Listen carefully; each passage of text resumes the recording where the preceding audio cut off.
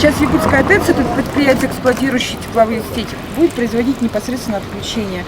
Это крайне вынужденная мера, поскольку Якутскэнерго рассматривает, в том числе проводит совещания по потребителям, задолжникам, идет на встречу, составляет графики реструктуризации задолженности. То есть если потребитель полностью не оплачивает, приходится нам производить такие отключения.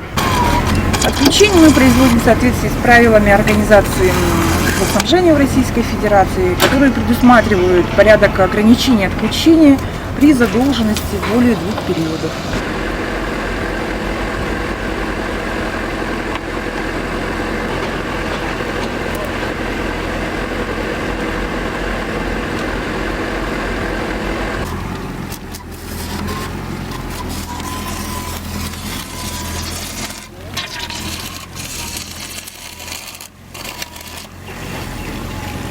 Ну, в целом, если говорить про подготовку к отопительному сезону, она на уровне прошлых лет.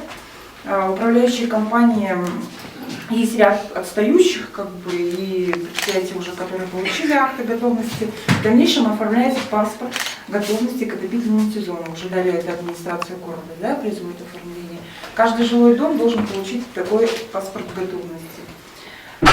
Ну, например, среди предприятий, которые уже подготовились и получили паспорта готовности, это управляющая компания Губинская, управляющая компания ЦДС, управляющая компания Прометей.